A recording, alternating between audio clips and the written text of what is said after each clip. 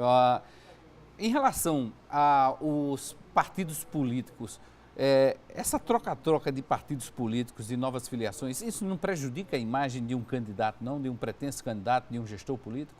Com certeza. Eu acho que, na verdade, essa questão partidária urge de urgência, né, redundante dizer, né, que haja uma reforma política e que possa se estabelecer regras para que haja uma diminuição no médio prazo da quantidade de partidos que existe no Brasil.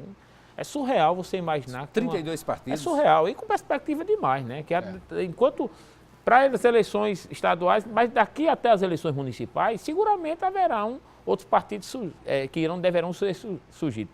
Eu acho que a cláusula de barreira é uma forma determinante dos partidos, como acontece em várias democracias, nas maiores democracias do mundo, os partidos que não atingem 5% dos votos nacionais, eles ficam e perdem a condição de apresentar candidatura, porque é uma seleção natural que a democracia exige. Porque aí, desses partidos que existem no Brasil, 32, você vai estratificar, você vai encontrar aí talvez 6 ou 8 partidos que de fato realmente tem uma estrutura, tem um programa, tem bandeira, tem ideologia, tem tal. E o resto, ou a grande maioria, são partidos de aluguel, que os caras vendem tempo de televisão, vender. Eu sofri muito o ano passado, quando eu fui candidato a prefeito de Campina Grande pelo PTB, que é um partido que tem uma história belíssima. É verdade. Infelizmente... Tempo de Getúlio Vargas. Eu disse até a um colega meu que se filiou ao PTB e assumiu a presidência agora, disse o seguinte, bem rapidinho, disse, Fernando, o PTB é um partido que não merece, com a história que tem, não merece ter os líderes que tem hoje. Mas eu não falo os líderes estaduais não, viu? Eu falo os líderes nacionais que vivem usando e abusando da prerrogativa do PTB, pela influência que o partido tem, para fazer os mais absurdos que você possa imaginar na cena política desse país. E aí você vê, se um partido como o PTB, que tem a história que o PTB tem, submete a esse tipo de verdadeiros conchaves, imagine outros partidos de menores expressão. Então, de fato, a sociedade e a democracia brasileira precisa assim, né, que haja uma purificação desse partido para que a democracia, com isso, o Brasil possa avançar politicamente. Qual a avaliação que você faz da gestão Romero Rodrigues em Campina Grande? Eu acho, de certa forma é cedo, o Romero não concluiu o primeiro ano de mandato. Eu vejo o Romero com algumas ações importantes, né? Ele andou... A oposição não tem dado trégua a ele não, Tem né? não, perfeitamente. Desapropriando algumas áreas, com investimentos, né, em perspectiva para outras, mas eu tenho visto em alguns setores importantes, né, vitais da administração pública, exemplo da saúde, Romero com muita dificuldade, né?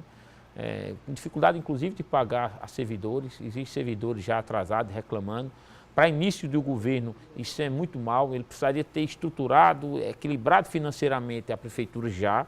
Ele já teve um tempo suficiente para isso, entrou no 10º mês, tá certo? Então, eu acho que ele tem que trabalhar muito fortemente essa questão do resgate e do equilíbrio financeiro da prefeitura, para só a partir daí criar as condições verdadeiras para fazer os investimentos. Porque o que é que eu percebo, às vezes, e o Romero está fazendo isso, a ânsia de querer fazer as coisas, não espera ele criar, digamos assim, um equilíbrio suficiente de caixa para poder demandar a despesa.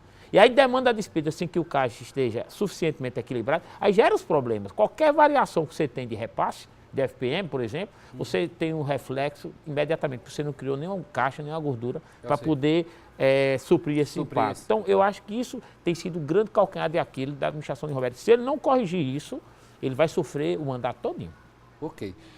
Empresário Arthur Almeida, gostaria de agradecer sua participação no 27 Segundos, sua presença aqui na RCTV. Vamos ter outra oportunidade de marcar mais para a gente conversar ainda mais sobre a situação empresarial da Paraíba, até mesmo sobre a situação política. Só para a gente finalizar, você é candidato em 2014?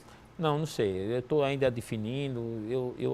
Se a eleição fosse hoje, eu não seria, não. Não seria candidato. Tá certo? Mas eu vou aguardar um pouco e aí a gente decide. Se for candidato, teria o maior prazer em poder comunicar que serei. E agradecendo desde já o convite, sempre é muito bom. Na verdade, eu me sinto até orgulhoso de estar aqui numa banca de um jornalista do seu gabarito. Obrigado. Né? Muito obrigado pela oportunidade, desejar a todos uma boa noite.